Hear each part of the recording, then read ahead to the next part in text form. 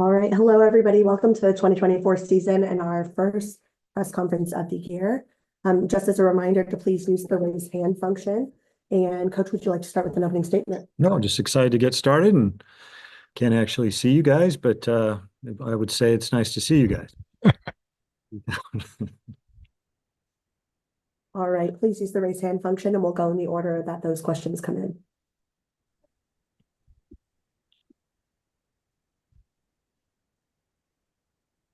All right, you guys have had a year to come up with these questions.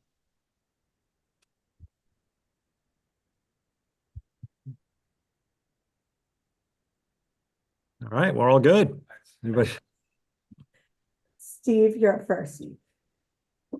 How you doing? Good. How are you? Doing okay, thanks. What has you most excited? What has you most concerned 4 days from opening the season against TCU? Well, just excited to watch our guys play. You know, they've worked really hard since the last game of our season last year, and put a lot of work in as a staff. They put a lot of work in training, and just everybody's ready to roll. Nervous, not really nervous, just knowing the first games, you're going to have some, it's not going to be perfect for either team. And just hoping overcome the nerves quickly and settle in and play football. Thank you so much, Pat. Thanks, Maddie. Hi, Troy. It's Pat Forty from Sports Illustrated. Okay. Not a game-specific question for you, but just wondering what the approach has been to prepping for the travel that you'll be doing for ACC road games. Yeah, I think just more planning in terms of, we're going to have a larger plane. We're going to get out a day earlier. We've talked a lot about hydration and, I think getting that a day out early and acclimating and being on a plane after we practice, like on a Thursday, and then we can, when we get to the hotel, sleep and then kind of have a whole day. We'll make a huge, I think it'll be beneficial. So, not too much anxiety about that. I think, we do a great job of taking care of our guys and traveling, and they'll be comfortable, and we're excited to go to different venues. Have you studied it at all, like distance travel and just what the effects may be and how you may be able to counteract that? Yeah, I mean, a little bit. I mean, just talking to our people that are kind of well-read in that area. And so I think, honestly, it's the East Coast, the thing that, probably is the thing you worry about the most is the humidity earlier in the year with the kickoffs. Now, Syracuse, we're playing indoors in the evening. I don't know if the Clemson time has been declared yet. But I just think, being able to try and keep our clocks in terms of our, our lifestyle and all that is close to the same as possible.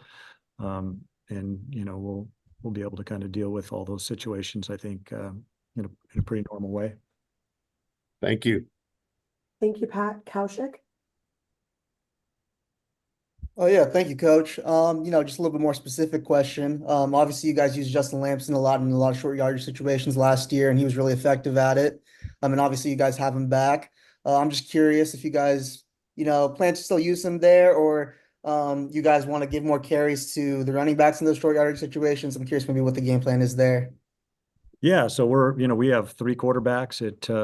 We haven't announced who's going to be the starter, but we got 3 guys that I really feel comfortable that can play. And Justin obviously brings an element of being able to run the ball and a physicality to the short yardage and goal line. But, Ashton's also a really good runner. So, and Elijah Brown is a guy that's able to get himself out of trouble and get yards too. So, we feel great about Justin in those situations, and we have a number of different elements and things that we can do. Thank you, Ben. Yeah, just kind of early thoughts on TCU. Just kind of what have you seen from them, and just what areas have you seen that are maybe kind of biggest points emphasis against the Horned Frog specifically? Yeah, so obviously first game, on the offensive side of the ball, they have Andy Avalos is their defensive coordinator. He was obviously at Boise State last year. I'm pretty familiar with him. He's an outstanding coach. He's been good. on defense wherever he's been. And so we've watched, you know, a lot of tape of Boise State and stuff that he's done in the past. You know, personnel wise, you know, they're always a really talented team. So it's going to be a challenge. They've got a number of transfers that they've brought in. And so, you know, the element of not totally knowing what they have on personnel is always going to be a factor with the transfer portal in the first game. But they're really well coached on all phases of the game. I've known Sonny Dykes for a really long time. And Kendall Briles is an outstanding offensive coach. And so they're going to have great challenging schemes. They know how to do it. And, you know, there's also the element of what they're going to do a little bit differently. And I'm sure they have the same, you know, a little bit of anxiety on wondering if we'll be any different. So that's normal first game stuff. But I think, you know, we'll be ready to roll. Thank you, John. Coach, I want to talk about coach to player communication in the helmet. Where are you in that evolution? Are you is there a cutoff like 15 seconds before the play expires or something? Just kind of give us a window, because that's new for you as well as the player. Yeah, it once the play clock starts, and then you have communication as long as, you know, it's working. It doesn't go down until 15 seconds on the play clock. And then we can no longer communicate with whoever your player is on the field. Obviously, for us, it'll be the quarterback. So it really makes communication a lot easier, a lot quicker. Also, I think eliminates the ability for people to steal your signals and those type of things. So I think it's a great rule. Really happy that they implemented it this year, and it's been great for us. You know, there's still the times where, you know, it's technology, so it can go down at times. So you still got to be ready with a backup plan on how to get your plays in, and we have a couple different ways of doing that. Thank you, John. Troy? Yeah, Coach, fascinated in this matchup with the wide receivers on both sides. Let's talk about Stanford's here. Alec Eilmanor getting top billing, but who are some of the other guys that have emerged in the mix wide receiver wise throughout the course of fall, and that we could maybe get a chance to reintroduce ourselves here in the early part of the season? Yeah, I saw a little bit of Jackson Harris last year. He played a little bit. He'll be a guy that's very involved in Ish Cece, who's had a really good camp. And then, of course, you guys know about Tiger Bachmeyer and you know, the Farrell brothers. And so, you know, all those guys are going to bring an element to us. And Emmett Mosley's an outstanding player. So we're excited about our wide receiver group. And then, you know, they have a tremendous group of wide receivers. Number 3 Williams is outstanding. And they got a number of other guys. So yeah, I think it'll be a good evening to watch good wide receiver play. Thank you, David. Hey, Troy, you mentioned that you have not named a starter and have 3 quarterbacks that you like. How many of them do you expect to actually play in this game? Is it something where you'd like to have a package for multiple quarterbacks, or you want to see a guy try to go as long as they can? Yeah, I mean, I don't think I want to reveal my cards right now, but you know, I'll just say this: we feel great about all 3 of those guys. I think they're all 3 outstanding players and I think we can win with all 3 of them. And as a short follow-up, pass protection was an issue at times last year. How much progress do you feel like the offensive line has made in that sense, that whoever's going to be back there is going to have a little time to work with? Yeah, no, it's you know, it was a major point of emphasis for as soon as the game ended in terms of what we're doing. How can we help our guys? How can we be better at it? Running the ball obviously is always going to help with pass protection. So I think all those things play together. Now, how much improved are we? I think we are, but you know, we're going against our own team, so we'll see. You know, when we play a new opponent, but I feel great about our guys up front and how hard they've worked. They've really bought in. They've got bigger. They've got stronger. They're more mobile. They have a better understanding of our protection. So I'm excited to watch our guys up front. And, you know, obviously it's not just the O-line and pass protection. It's the tight ends and the running backs, and I feel like we've improved in all those areas. Thank you, Steve. Yeah, Troy, I hope I don't sound like the crotchety old man telling you to get off my lawn, but kids these days kind of have short memories. Not only kids, most people kind of have short memories. The past 3 seasons, Stanford's been 3-9 each season. If you just go back to the 2009 to 2018 stretch of 10 years, Stanford was, if not the best team on the West Coast, certainly one of the top 2 or 3. Do you have to convince your younger guys that, the 3-9 is the anomaly, the 2009 to 2018 is what Stanford is, or am I looking too much into that?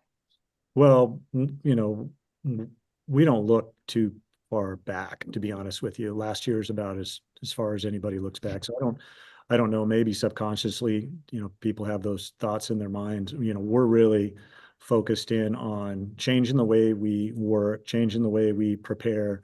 Obviously, we want to have a more successful season than we did last year. We're a lot different team than we were last year. So we'll see what happens, but we spend a lot of time just focusing on the day-to-day details. And, people are obviously going to have their opinions about your program and look backwards a lot, but we don't spend a lot of time doing that, to be honest with you. Fair enough. Thank you, Steve. Kaushik? Yeah, Coach. I know the NCAA instituted new roster limits now, and so now football teams can offer up to 105 scholarships. I was wondering if there have been talks between you and the athletic department about increasing the amount of scholarships you guys give in the future. Yeah, there's been preliminary talks for sure. I think that would go into effect a year from now. So those things are all being talked about, and obviously there's tons of changes going on in college football. We obviously would like to have all of our guys on scholarships. That's our preference, and that's what I've been told will happen. So excited about that. And I think, some of the rules that are being changed and stuff, some of them are really good. And then some of them we're going to have to see how, obviously with the ability to have your limitations on the roster of 105, it's not going to be a huge effect on us. We've always been kind of limited to 110. But some schools, have over 130 players. So that's going to obviously eliminate a lot of players that were walk-ons at one time. So won't have as much effect on us, but I know that will definitely be, some programs will be affected by it. Thank you, Ben. Kind of 2 questions for you. First of all, just kind of in general, how do you feel about the team health-wise going into week 1? And then also just kind of how close do you feel you are to kind of a sort of a depth chart kind of pecking order across the board? Yeah, pretty close. I think on the depth chart, we'll kind of solidify that here in the coming days, but we know the guys that are going to play, and a couple of guys that are getting healthy and should be ready health-wise. I think, we're in pretty good shape. Like I said, there's a couple of guys that should be right on the brink of being able to get going this week. So that's always a good feeling. Especially this year, we have more depth. So being able to have most of our team ready, I think is huge for us, and how we practice and prepare. And then obviously giving us depth for a long season and against a really good TCU team. Thank you, John. Coach, I'd ask you to comment on the transfers on the defensive. I note 1 on each of the 3 levels: Jay Green and Josiah Galvin and Clay Patterson. Just kind of first impressions of them, more than first. You've had them for a few weeks now and whatnot, but just kind of how they're fitting in. Yeah, fitting in really well. All 3 great character guys that have come in and just quietly worked and proven themselves through their, disposition and their work ethic and being team players. So that part's been great. And then they bring athleticism and in Clay's position and instance of great size and physicality. So all 3 of those guys we've been excited about. Obviously we haven't had a lot of transfer portal guys around here thus far, but those are 3 guys that we think are going to really help us this season. And just a quick follow-up, Coach. You're on the offensive side of the ball, keen eye for that.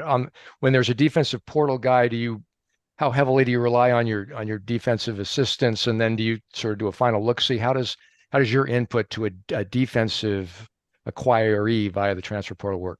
Yeah, it's a good question. So, obviously our recruiting staff we first vet them as soon as they go in the transfer portal, see if they're, academically viable for us. That's kind of the first step for us.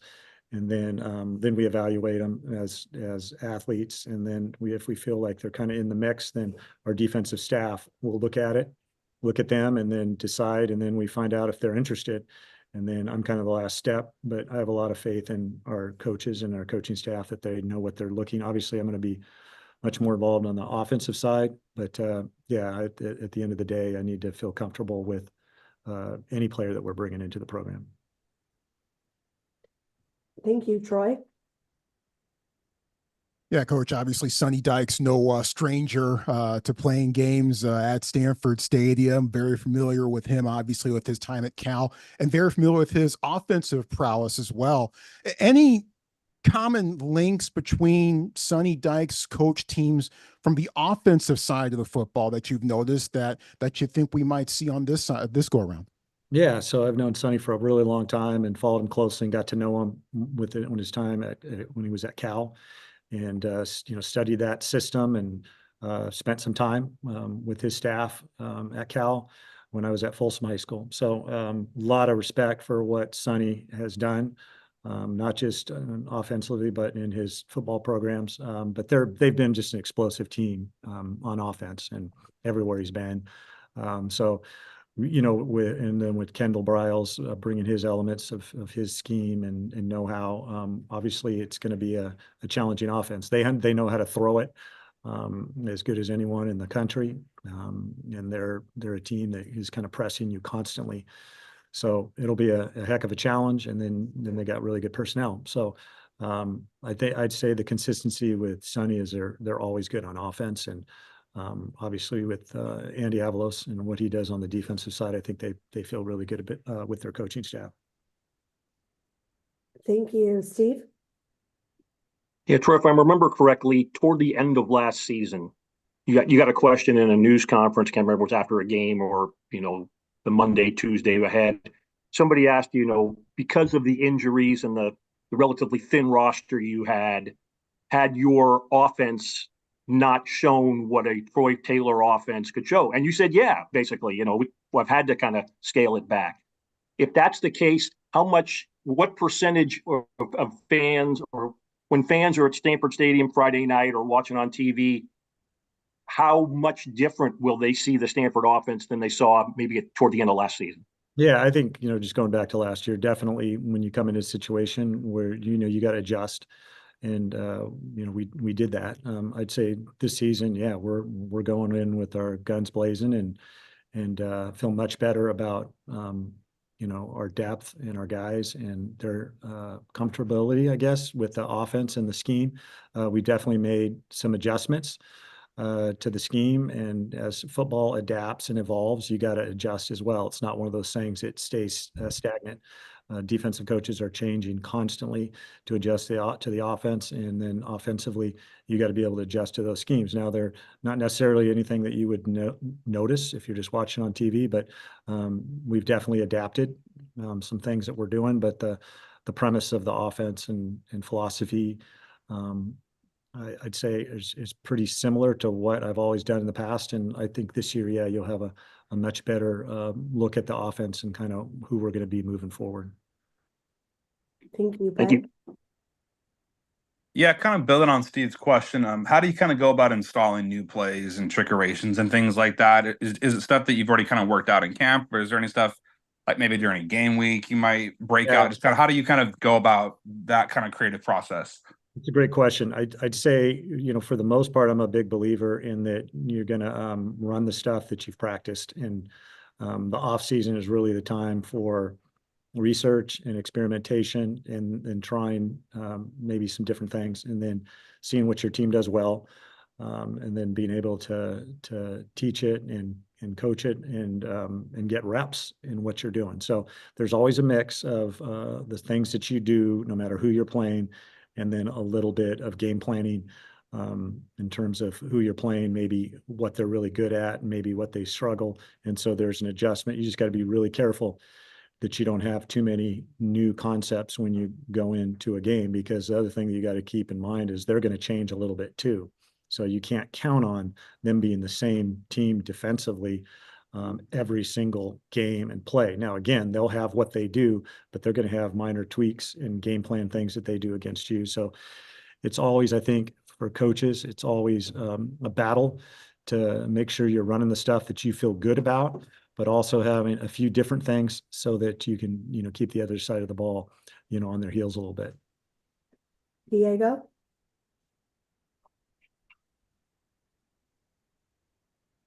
Hey, Coach, I had a couple of follow-up questions about the helmet communications. One, who's the player you're going to be communicating with on the defensive side of the ball? And does the rules that only allow one player with the speaker to be on the field at one time impact your ability to use multiple QB packages? That's a great question. Absolutely. Yeah, you can only have one on the field, so it'll be our quarterback. And then if we bring in and have two quarterbacks on the field at the same time, only one of them can have communication. Now, it's a penalty if they catch it. I don't know if they ever notice it. We would never attempt to do it, but they'd have to see the green sticker and all that. And I don't know how much they're policing that. But yeah, on the defensive side of the ball, it'll be one of our linebackers that will communicate with our coaches, and unless they, in a certain week that they feel it's a better concept to have a secondary player, but most likely it'll be a linebacker. Thank you, Troy. Yeah, obviously a win this week would be incredible, getting to 1-0, but how much more special would a win this week potentially be, given the fact that it would be a win at home? What would that mean to this program? Yeah, I think no matter where you're at, getting off to a great start and winning your first game is always a plus. So we want to, bottom line is we want to win them all. Obviously winning a game at home is great. But winning on the road is just as satisfying. So we're just excited to be able to play. We're happy to be playing a really good team, our first game of the year. And we got our hands full, but we're excited and we're confident going into the game. Thank you. Last question. We'll go to John. Coach, another sort of evolution of football question, although this is close to home for you. Running backs catching the ball out of the backfield, obviously with Christian McCaffrey and watching the NFL, we see that valued more and more. Are you looking more for that in recruiting? Are you looking to incorporate that more into the existing running backs that you have? Sort of give us a sort of a download without revealing plays, of course, Absolutely. of your philosophy there. Our philosophy is we want them to be able to do all three things: run the ball, which most of them are really good at. We want them to be able to catch the ball and then pass protect. And so, obviously looking for guys to be able to do all three things. Sometimes when you're recruiting high school guys, they just haven't caught many balls. They've ran it a lot and they've blocked a little bit. So sometimes when you go out and see them, you got to see what their ball skills are like. I feel really comfortable with all the three guys that we recruited. We felt like what we had seen on tape and evaluating them, they could catch the ball. But that's always something that's really important. Now, if we are recruiting a back that maybe is subpar with his hands, but is an incredible runner and protector, we would have space for somebody like that. We just don't want to have too many guys because we just ask our guys to get out and catch the ball so much. We want to always maintain that threat. All right. Thank you so much, Coach. Awesome. Thanks, guys.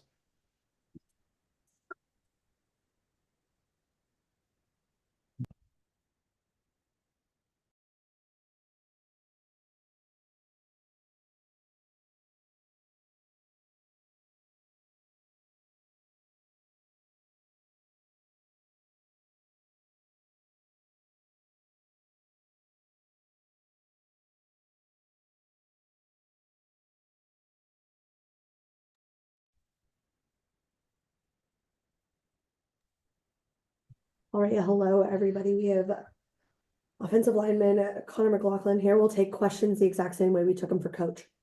And Ben, you're up first. Nice. I got the first crack at Connor today. So just game week TCU, just talk about how you're feeling and yeah, go. Yeah, Coach Dykes is obviously a really good coach. I'm really excited. They've got some guys who can play for sure. I know he was a little banged up last year, but Johnny Hodges was the guy who really jumped off on tape, number 57. Really fast linebacker. Plays almost seems like a different speed than some of the other guys on the field. Just really good player, tuned up. So it'll be cool to see him back on the field. I know he's a little banged up at the end of the season last year. They're stout in the middle too, which will be a good challenge for us. And then they've got some good edge rushers too. And then one of them being a Notre Dame transfer who I saw last year. So it'll be good to have some experience on him. Thank you, Troy. They got a guy from Cal as well. Elam Zor is also over there as well. Offensive line wise, where do you feel and where do you hope the front five have been most improved from some things we saw last year? Yeah, for sure. I know it kind of got alluded to in protection earlier, but like Coach said, protection's a lot easier when the run game's going well. So we've really honed in on that, and then also fine-tuned a lot of things in protection, not just scheme-wise, but also mechanics, techniques, really setting firm angles, trying to work on the things we can do and really get on the same page and like streamline our assignments. But yeah, like we said earlier, it'll be a lot easier when we're running the ball well. Thank you, John. You're working with a number of quarterbacks, multiple are likely to play in the game. Can you give us just a overview of how different they are stylistically in the huddle, or do you not notice those things? Yeah, I mean, every guy's unique, right? Yeah, they can all do some different things, all some really cool things. They're all very talented. But to the huddle, I probably wouldn't think too much about it. You know, you don't really look or think too much into it. Just kind of go out there, and I kind of focus on just doing my job. But they're all really talented players. Thank you. Back to Ben.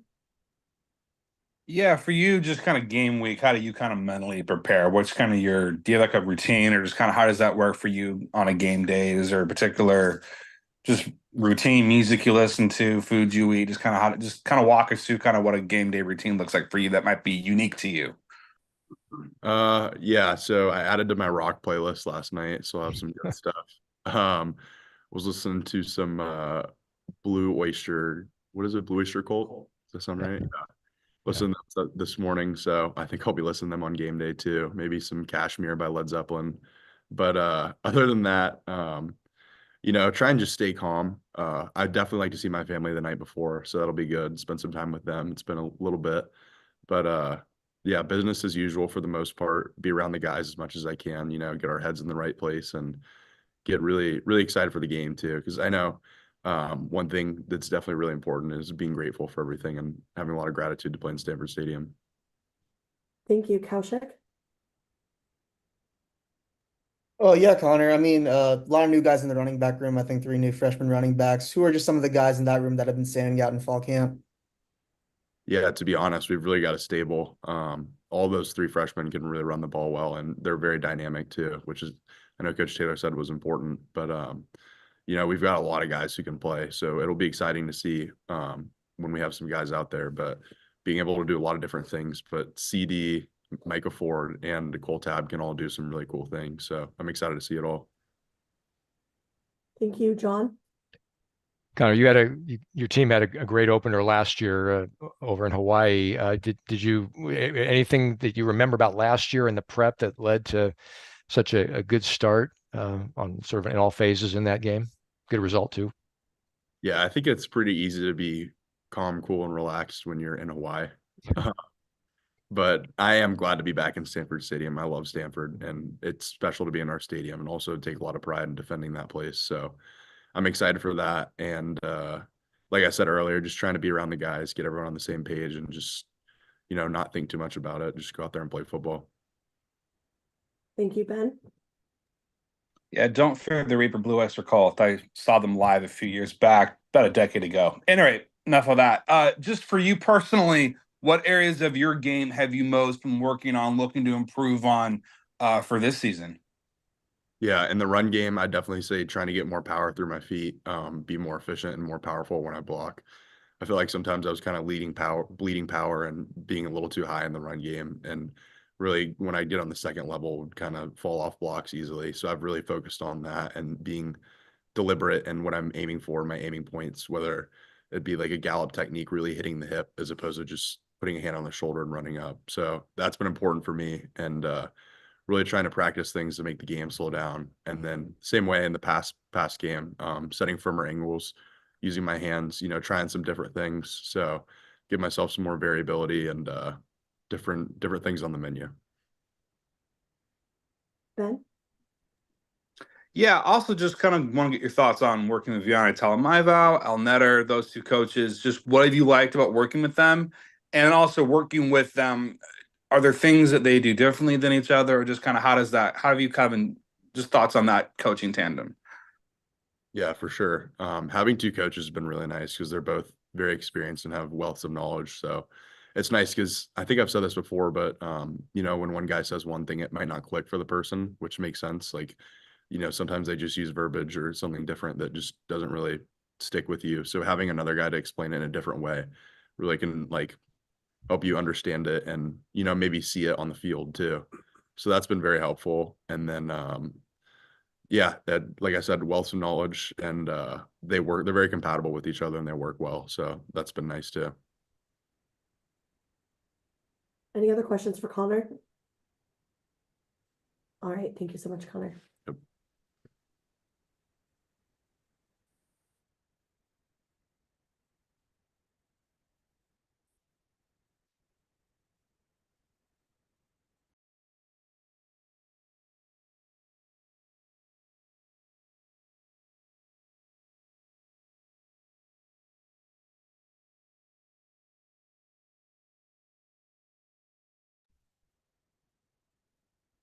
All right, we will wrap up the day with Tristen Sinclair. We'll take questions the same way we did for Conor and Coach. And Ben, you're up first. Same question I asked Connor, Tristen. Good morning, or good afternoon, I should say. Just thoughts on TCU. Go.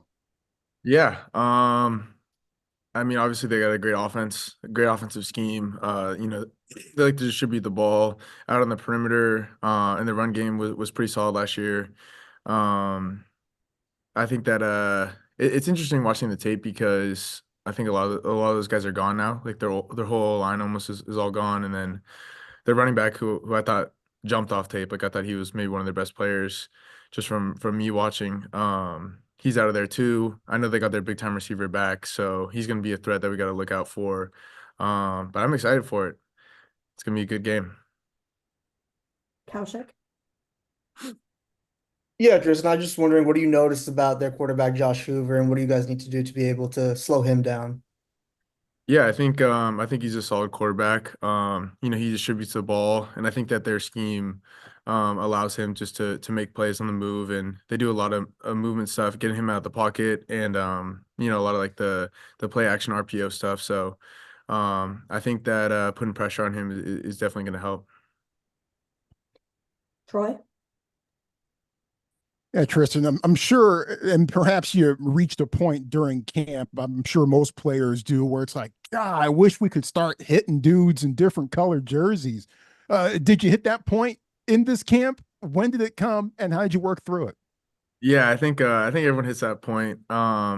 You start seeing, you see the same stuff every day, same runs, same passes, whatever. And same people. So it definitely gets tiring and like you're ready for something new. I think I'm most excited just for to be like kind of like let off the chain a little bit, because we can't hit the quarterback and we take care of our teammates. We're not going to the ground every day.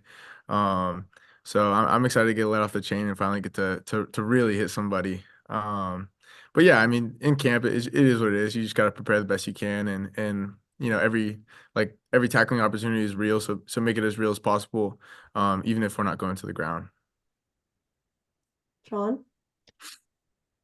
Just as you go up in years, you get new people in the room. You're now an elder statesman. Usually, in the old days, it used to be freshmen coming in, and you have some of those. But you also have a Josiah Galvan, and he's a guy with pedigree, right? He's put up Yep. some good stats. What's it been like having a new player be a veteran? What have you gotten from him or levered off him, and what do you think how do you think he's integrated? Yeah, I mean, so far he's been amazing. Jaw's like an incredible athlete. He played all these different sports and was a stud in a bunch of different sports, and then obviously had a great career so far. But he hopped in and like integrated super quick. He's totally like a Stanford guy. So that, even with the transfers, like all these guys that they're bringing in, they're total Stanford guys, and they definitely fit the mold to be part of the team. And he's picked it up really quick. He's a really smart player, and I think that's what you see. He's played enough snaps now where he's comfortable, playing against bigger guys, and he's got the strength and power already that some of the young freshman guys that come in they don't really have. So he's been a great addition, and he's going to play a lot this year. Ben? Yeah, just talk about your relationship with Guy from Bernadette and how that's kind of progressed over the last year since he's come onto the team. Yeah, he's like my right hand guy. He's like my wingman. That's what we call each other. So, it's been a great relationship, even just from the jump. Like, GB is such an awesome dude. He's like so positive and so outgoing, and I'm more of like a quiet guy, but he's like super outgoing, and I feel like everyone knows GB like around campus and around the athletic facility and stuff like that. So it's been fun being with him. And we're just at this point now we've played so many snaps next to each other that we just kind of know what we're thinking. And we got terminology and communication that we say to each other just to remind ourselves constantly. And I think that we're constantly talking out there. Coach G's always like asking like what we're saying to each other. He like thinks we're like arguing or something sometimes. He's like, what are you guys arguing about? And we're really just talking out there, talking about the sets, the backfield set, any tips or alerts. And that's kind of like, playing so many snaps with him, it's been easy to gel and have that good communication. Kaushik? Yeah, Tristan, obviously sort of as one of the veterans on the team, being a sixth year guy, I'm sure teammates give you nicknames or something like that. Are they calling you Unc or anything like that? I'm kind of curious what nickname they've given you. Yeah, the Unk is a big one. McLaughlin calls me Grandpa. I can't even. I mean, he's like a fifth year too, so he's an old guy too. I don't know. He's always giving me crap for that, but yeah, they got all types of stuff they call me. Back to John. You can tell them that they're 9-year guys playing college football somewhere. So you're not one of them. Um, I know what your answer is going to be, but I'm wondering whether this piece of motivation will come out of your mouth or a coach's mouth. TCU, a great year a couple years ago. They're in the national championship game last year. They stumbled a bit. I think they were 5-7, including a sort of a high-profile opener. They lost to Colorado in at home, and a lot of us were watching.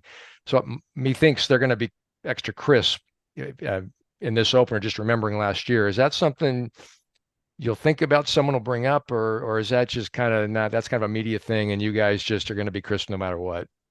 Yeah, I think that like game one is definitely like there's something real to that. I was like watching the SMU game. What was it? 2 nights ago or whatever, and I think game one for everyone is like always tough. I think you prepare the best you can, and you're kind of ready for stuff to be uncertain and ready for adversity. I think it's just hard when you're not really in that flow. Like even right now, okay, it's finally game week, and we're preparing for a game, and everyone's got the nerves and kind of isn't in the flow yet. And I think game one is always kind of crazy and unpredictable, and that's why you just have to be ready for adversity and be ready to make changes on the fly. Troy? Tristen, a lot of depth in the outside linebacker spots, two very good corners and Manley and Wright on the outside. How can those respective units help you do your job and vice versa? Yeah, starting with the secondary, I would say like obviously everything works together. It's like it's a whole like the one unit thing is so true. Secondary is holding guys up and clamping guys outside, then they don't have places to throw. D line gets home, outside linebackers get home. And the opposite's true as well. If they're putting pressure on the quarterback, the outside linebackers, D line, and us as well, then the quarterback's throwing bad throws or we call them ball destructions. Getting a hand up or something in his way to make him throw it where he doesn't want to throw it. And then corners get picks, safeties get picks, and they're making PBUs. So I think everything just works together. But those two rooms especially, our corners are solid, our safeties are solid. I'm super excited about the secondary. Those guys are gonna fly around and make plays. And then obviously the outside linebackers bring the pass rush, which is something that I think that we've gotten a lot better at. And we got some stuff in to bring some pressure, so I'm excited for it. Steve? Tristen, something I asked Coach Taylor, and I'm a grand uncle for real, so you're not grandpa, but you have been around the program for a while. And look, not telling any tales out of school, so to speak. You guys have been 3-9 each of the last 3 seasons. Mm-hmm. But when you were being recruited, Stanford at that time was, if not the top program on the West Coast, it was certainly one of the top 3. Mm-hmm. Do you have to tell your teammates that the past 3 seasons are an anomaly and that 2009 to 2018 stretch is what Stanford is supposed to be? Or am I reading too much into that and each season is an entity unto itself? I think that like the culture here was winning, like when Coach Harbaugh came in and kind of turned this program around, like it was, and then, Coach Shaw took over, like the culture was a winning culture. And, there's definitely something to that. It's like when the culture is strong in a place and, the coaches are staying there and they're fostering that culture. It's easy to have continued success, like I think that there's something really to that, like having that winning culture. And I think that we've gotten off track, and I think that, last year we kind of laid the foundation for building a better culture and for getting back to winning. And like I feel like this year's our year to prove it now. But I think there's definitely something to having that winning culture, I would say. Great, thank you. Glenn? Yeah, just kind of two-part question here. Just first of all, just talk about kind of the comfortability of that you guys film in year 2 in Bobby April's system for those that are returning. And then as an inside linebacker, what is maybe the most kind of difficult or challenging aspect of that system for your position? Sure. I think that I think everyone feels, I mean, we basically have our whole team back and just added more guys, more depth. So I think that the comfortability is like way higher than it was last year. Just like the things we're able to do and being able to add defenses and to add more nuance and more checks, more calls within those defenses. It's been great so far, and I think our safeties are like making all the calls and checks and adjustments, and our secondary as well. So I mean that stuff honestly has been great so far, and we'll see how it goes in the season. And then for us, I would just say communication. Like inside linebacker is, I guess we're kind of like one of the quarterbacks of the defense, and um, we handle a lot of that stuff and making sure everyone's lined up right, and then making sure we're lined up right and be able to react and make plays. But the communication is tough, and there's a lot of checks and adjustments, and that stuff's on us to take charge and lead. John?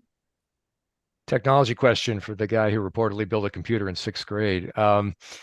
Will you be the green dot guy, the helmet communication guy on defense? And the second thing is video on the sidelines with tablets. Is that something you'll use, not use as much as other position groups? Kind of give us a window into the technology stuff. Yeah, sure. Yeah, so as of right now, like the inside linebackers are going to be handling all the communication stuff. So I think, if we go out there and start, it'll be me. And then we all kind of have backup helmets with and without it. Me, GB, Rose, Jaw, all those guys. So I think it'll definitely be one of us, and if I'm not out there, it'll probably be GB. And that stuff's awesome. It's pretty fun. It's cool to have like those little tips, especially with a coach like, as experienced as Coach D'Onofrio, having him in your ear, like he's calling out stuff and, reminding you and telling you what to look for. Because he sees the game like ahead of time. As soon as they line up in formation, he knows what's coming. Just with all the experience being a DC. And then for the tablet stuff on the sideline, it's pretty sweet. We've had a couple practices where we've been practicing using it. And I think that in the past, like basically the biggest difference is, I mean, our GAs would just like kind of memorize all the plays. Like, okay, it was, they would write down like this formation and they ran, zone cut or whatever. And then, we would memorize the plays too of like the whole drive pretty much and be able to come on the sideline and talk about like what happened. But I guess now we can just watch it, which is pretty cool. So, I think that it'll help coaches make more adjustments and maybe be able to just visualize what happened a little bit more. Because there are some plays in the long drive that, you'll forget like what exactly happened or you won't see the full picture. But normally like we could come off the sideline and be like, oh, it was pin pull and I gotta have a better enter, and we got to scrape or something like that. So it'll be nice to have that and be able to see it kind of, from a step back instead of being in the game. Any other questions for Tristen? All right, thank you so much for attending today's press conference. We will see you at Stanford Stadium on Friday. Thank you.